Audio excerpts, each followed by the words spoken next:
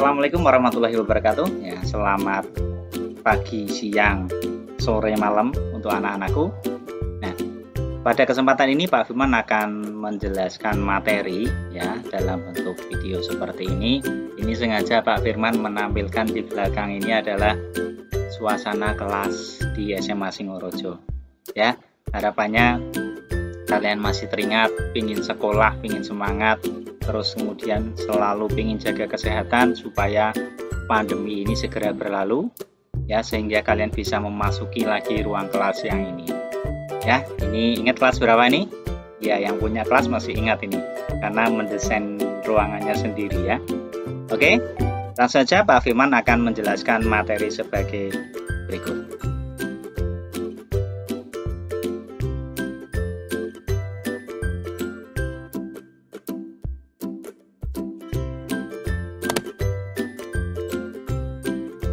Adalah tentang statistika. Nah, tujuan pembelajaran kali ini adalah yang pertama, peserta didik dapat mengidentifikasi fakta pada pengumpulan pemusatan data dan penyebaran data yang disajikan dalam tabel distribusi frekuensi dan histogram dengan lengkap dari permasalahan yang diberikan. Kemudian yang kedua, peserta didik dapat menyajikan data dalam bentuk tabel distribusi frekuensi dan histogram dengan baik. Ya, tadi Pak Firman di awal sudah menyampaikan bahwa yang namanya statistika itu kalian dulu pernah mempelajari ya di SMP. Ya tidak? Ya. Nah, penyajian datanya itu bagaimana kalau di SMP? Ya, betul. Ada yang menyajikan dengan diagram batang, ada yang menyajikan dengan diagram garis, dan diagram lingkaran ya, itu. Nah, di masa pandemi seperti ini ya, tentunya apalagi ini sedang mengkhawatirkan perkembangannya. Ini Pak Firman punya data penyebaran virus dari Kementerian Kesehatan ini ya, sumbernya ini resmi ya ini. Nah, disajikan data dalam bentuk seperti itu. Nah, ini kira-kira datanya dari mana ya? Karena ini data kesehatan, data konfirmasi yang sembuh berapa, yang meninggal berapa, dan yang recovery itu berapa, dan seterusnya itu disajikan dalam bentuk apa ini? Siapa bisa menebak? Ini ya, ini sudah pernah dipelajari di SMP ya. Nah, sekarang Pak Firman punya permasalahan seperti ini. Nah, di masa pandemi ini ya, warga yang melakukan perjalanan luar kota itu harus didata ya, karena dikhawatirkan sebagai karir ya membawa virus. Nah, umurnya disajikan dalam layar seperti itu ya. Nah, pertanyaannya bagaimana cara menyajikan data tersebut agar mudah dibaca? Yo, siapa bisa? Ya, betul. Nanti disajikan dalam bentuk tabel yang tadi dijelaskan di awal ya. Nanti kalian akan mempelajarinya, akan membuat seperti ini ya. Tapi tidak hanya menyajikan dalam bentuk tabel saja ya. Pak Firman berencana seperti ini ya. Dari permasalahan itu nanti kalian diminta untuk mengerjakan proyek. Apa itu proyeknya? Ya, proyeknya adalah membuat poster yang berisi tahapan penyelesaian masalah penyajian data umur warga yang melakukan perjalanan kota ya. Sampai nanti menyajikan hasil kerjanya didokumentasikan ya. Kalian nanti bisa browsing di internet, itu banyak sekali poster-poster ya. Nah, ini nanti dikaitkan hubungannya dengan caranya menyelesaikan penyajian data ya. Itu terserah, nanti dimodifikasi sebagus mungkin, dibuat kreatif mungkin. Ada data seperti ini di atas, caranya bagaimana, langkahnya bagaimana, ditulis menarik supaya orang melihat itu bisa selalu mengingat, oh saya pernah baca di tempatnya ini ya. Itu proyeknya ya. Nanti silakan kalian bisa download lembar kerjanya di deskripsi, sudah Pak Firman sediakan ya untuk lembar kerjanya ya. Ini terkait dengan penyajian data ya, tabel distribusi frekuensi. Di SMP dulu sudah pernah ya Pak Firman ulas sedikit. Nah, yang pertama adalah tabel distribusi frekuensi tunggal ya. Nah, ini Pak Firman punya nilai ulangan 20 siswa mata pelajaran matematika sebagai berikut. 8, 7, 6, 6, 9, 8, dan seterusnya. Nah, sekarang bagaimana caranya menyajikan dalam bentuk data? Dalam bentuk tabel maksudnya ya, data di atas. Ya, bagaimana caranya kira-kira? Nah, tentunya dibuat dulu tabelnya ya. Yang pertama ada nilai di sini, kemudian ada frekuensi. Nah, sekarang perhatikan untuk nilainya. Nilainya itu ada berapa saja? 8, 7, 6, 6. Nah, urutkan, dituliskan dari yang terkecil di sini. Ya, urutkan datanya dari yang terkecil. Berarti 6, di sini 6 ya. 7, 8, 9, dan 10. Nah, sekarang untuk mengisi frekuensinya, sekarang dilihat nilai yang pertama adalah 6 ya. Nilai yang pertama adalah 6. Nah, perhatikan data di atas. Nilai 6 itu ada berapa? Ya, betul, tunjukkan di lingkari ya. 6-nya ada 2, maka frekuensinya ditulis 2. Nah, sekarang 7. Ada berapa 7-nya? Ya, ada 1, 2, 3, 4, 5, 6, 7. 7-nya ada 7 ya. Nah, apabila kalian mencari di rumah, silakan dilingkari seperti ini. Kemudian untuk data yang berbeda, bentuknya berbeda pula, kotak atau segitiga atau silang dan seterusnya ya. Berarti 7-nya ada 7, dan silakan diteruskan sampai dengan yang bawah, maka hasilnya akan seperti di sini. Ya, gampang ya, mudah ya. Nah, sekarang kita lanjutkan.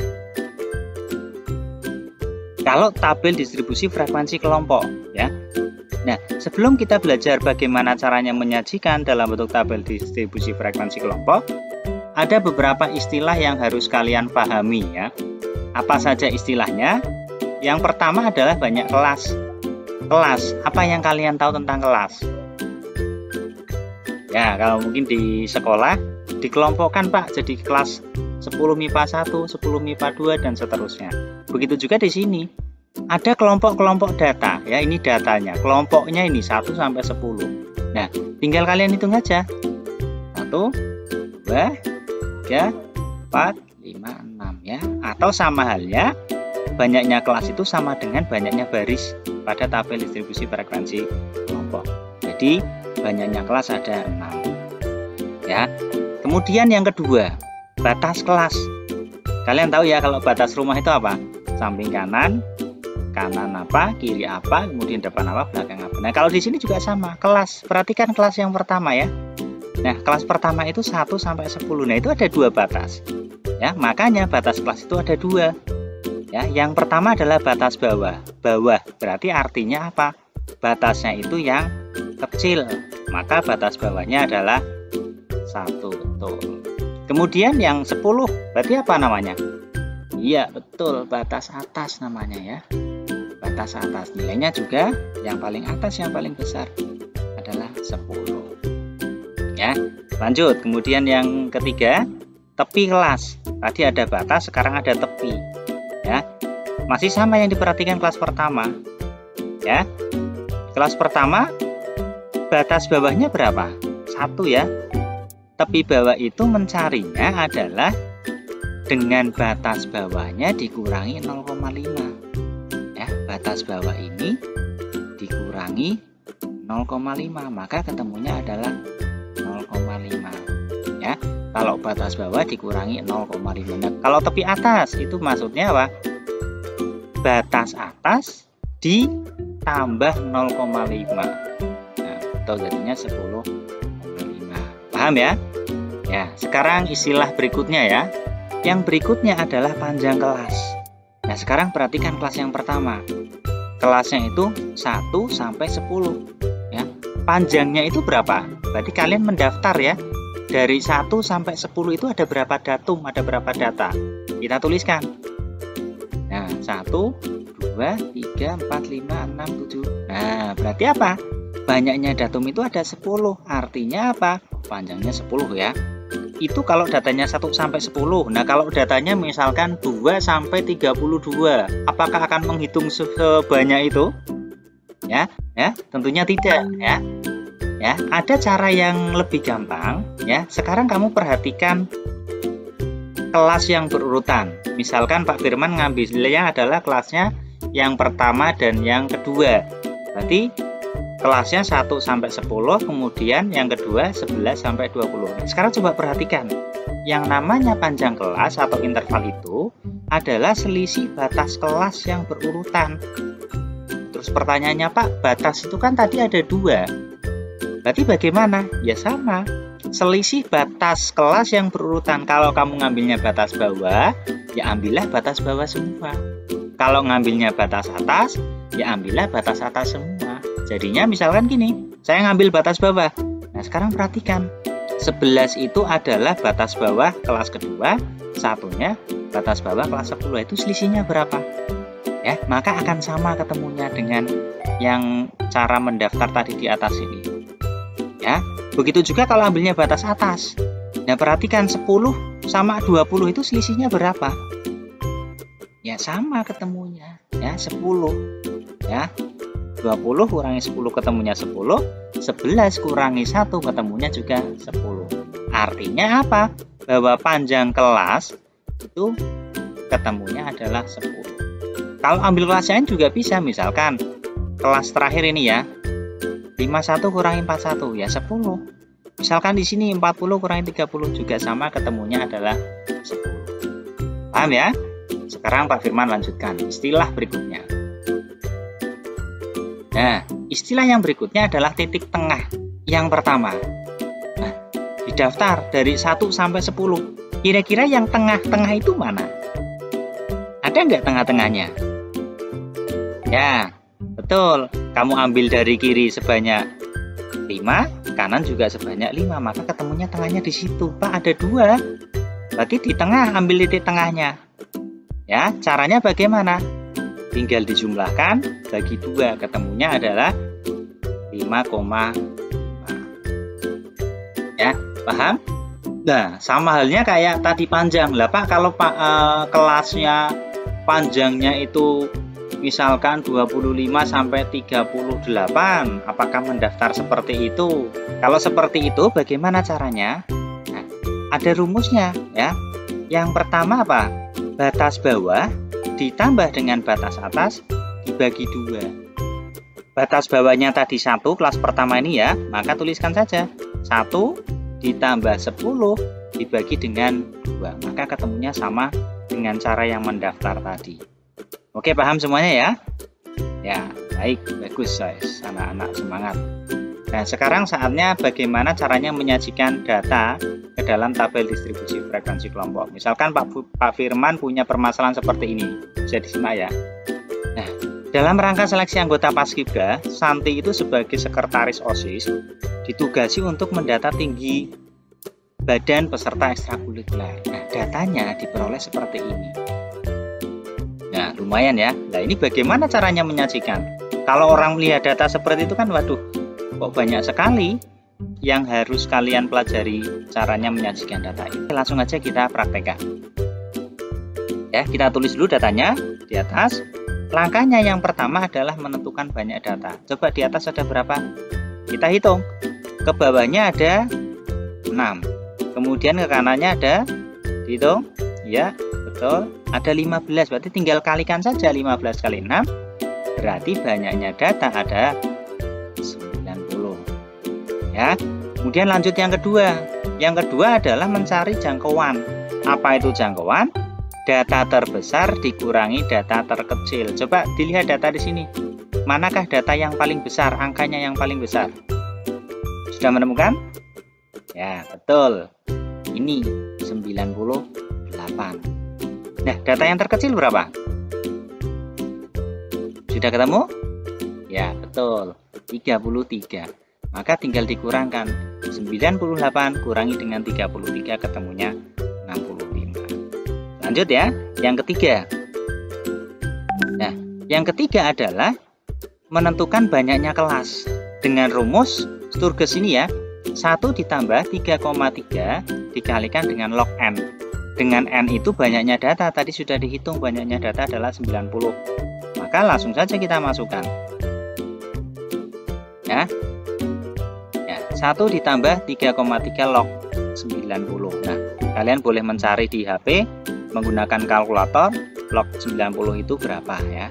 Nah, maka Langsung dihitung 1 ditambah log 10 itu ketemunya 1,9542. Tinggal dihitung, maka ketemunya adalah 7,449. Nah, ya kalau banyaknya kelas, biasanya pembulatannya Pak Firman melakukannya dibulatkan ke bawah. Ya, maka pada kasus ini Pak Firman ambil banyaknya kelas ada 7. Ya, paham ya? Sekarang Pak Firman lanjutkan.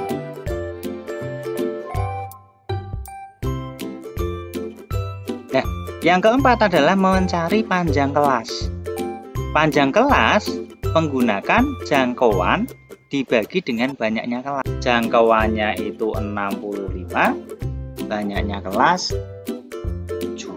Maka tinggal dibagikan saja 9,29. Bisa diambil 9-nya atau juga bisa diambil 10. Nah, kalau panjang kelas ini Pak Firman biasanya membulatkannya ke atas. Karena apa? Supaya nanti semua data itu bisa masuk ke dalam tabel distribusi frekuensi kelompok ya. Data yang terkecil masuk, yang terbesar juga masuk. Untuk menentukan batas bawah pada kelas pertama itu bisa diambil dari nilai datum terkecil atau lebih kecil lagi juga boleh. Tapi asalkan dengan catatan nilai yang paling besar itu nanti bisa masuk. Nah, karena data terkecil 33 dan banyaknya kelas 7, panjang kelasnya 10. Kalau dilogikan kan banyaknya kelas 7, panjang kelasnya 10, berarti nanti ada 70 ya yang masuk ya. Nah, Pak Firman akan mengambil lebih kecil dari datum. Datum terkecil ya, dari 33 itu lebih bawah lagi supaya nanti tabelnya jadi bagus. Ya. Nah, Pak Firman mengambil batas 31. Karena nanti data terbesar yang 98-nya itu masih bisa masuk. Ya. Tadi banyaknya kelas 7, panjang kelasnya 10, batas bawahnya 31. Maka Pak Firman buat tabelnya ya, seperti ini. Nah, nilai yang pertama kali Pak Firman tuliskan adalah di batas bawah kelas pertama. Ya, dihitung 31, 32, 33, 34, 35, 36, 37, 38, 39, 40. Berarti nanti 31 sampai 40 ya. Tadi cara yang pertama kalau dengan mendaftar. Nah, kalau dengan yang cara yang kedua tadi dengan batas bawah, berarti ini tinggal ditambah aja dengan 10. Jadinya batas bawah kelas kedua adalah ya. Nah, tipsnya untuk menghitung frekuensi masing-masing kelas itu nanti ditandai yang berbeda ya. Untuk memudahkan caranya meng-cross check jika jumlahnya frekuensi itu tidak sama. Ya, misalkan yang kelas pertama kotak, kelas yang kedua lingkaran, silang dan seterusnya boleh. Ya. Nah, sekarang kita masuk mengisi batas bawahnya. Ya, batas bawah tadi ke 31 ya, kelas pertama. Nah, silakan didaftar dari 31 sampai berapa? Itu panjang kelasnya 10. 31, 32, 33, 34, 35, 36, 37, 38, 39, 40. Sampai 40 berarti. Kelas yang pertama 31 sampai 40. Nah, itu panjang ya. Nah, sekarang cara yang kedua tadi dengan menghitung batas bawahnya. Tinggal kita tambahkan saja batas bawahnya dengan panjang kelasnya 10. Berarti nanti batas bawah kelas kedua adalah 41. Ya. Nah, sekarang tinggal mengisi. Berarti kalau di sini 31 sampai berapa? Bawahnya 41. Berarti di sini berapa? Ya, jadinya seperti ini. 31 sampai 40, 41 sampai 50 dan seterusnya. Panjang kelasnya di sini semuanya 10. Nah, sekarang mengisi frekuensinya yuk. Ya. Kalau di dalam kelas gampang ya. Nanti tinggal pakai terus kayak pemilu itu. Ya, yang kelas pertama berapa? Disilang nanti kasih terus. Kasih terus. Nah, kalau pembelajarannya jarak jauh seperti ini, ya ini tipsnya yang tadi saya sampaikan. Ya. Ditandai yang berbeda supaya mudah prosesnya. Oke, kita perhatikan. Kelas yang pertama 31 sampai 40. Ayo dicari ada berapa? Yo, supaya mencarinya mudah jangan acak ya. Boleh kamu cari dari baris atau cari dengan kolom. Oke, yuk kita cari. Yang pertama berapa? Ya, 40. Terus yuk kolom kedua 3 ada? 3. Nah, ini ada lagi 36. Terus berapa? Di sini ada enggak? Tidak ada. Nah, di sini ternyata ada lagi. Bisa menemukan? Ya. Ada 4. Apakah ada lagi yang bisa menemukan? Ya, kalau tidak ada langsung tuliskan di frekuensi. Paham ya? Nah, seperti itu caranya.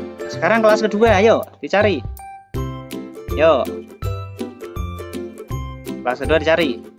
Ya, betul. Betul, hanya ada 3. Dan seterusnya sampai dengan kelas yang terakhir. Ya, maka hasilnya akan seperti ini. Ya, betul. Nah, sekarang untuk ngecek apakah jumlah frekuensinya itu 90, tinggal jumlahkan 4 tambah 3 tambah 11. Ya, ternyata betul jumlahnya 90. Ya. Nah, seperti itu caranya membuat seperti itu caranya menyajikan data yang kita punya ke dalam bentuk tabel distribusi frekuensi kelompok seperti di sebelah Pak Firman ya. Nah, kalau seperti ini kan datanya lebih mudah. Ya. Nah, sekarang kalian rancang ya dengan teman-temanmu kapan mulai mengerjakan, kemudian kapan mulai menyiapkan bahannya ya. Mungkin itu saja pembelajaran untuk menyajikan data ke dalam bentuk tabel frekuensi kelompok ya. Semoga saja kalian paham dengan cara ini. Kemudian silakan kalian kerjakan latihan-latihan soal yang ada, bisa di-download di Office 365-nya atau juga bisa di deskripsi Pak Firman juga sertakan latihannya ya. Nah, mungkin sekian video dari Pak Firman ya. Untuk anak-anakku ada pesan dari Pak Firman ya. Karena masih di masa pandemi seperti ini, kalian sering-sering cuci tangan ya supaya kebersihannya selalu terjaga. Kemudian jika kemudian di rumah saja ya, apabila terpaksa kalian harus keluar rumah, gunakan masker supaya kalian terlindungi. Kemudian kalau sudah keluar, berarti kalian harus juga menjaga jarak ya, menjaga jarak minimal 1,5 sampai 2 meter ya. Sekian video dari Pak Firman ya. Jangan lupa belajar dan semangat. Satu lagi, jangan lupa bahagia. Terima kasih. Wassalamualaikum warahmatullahi wabarakatuh.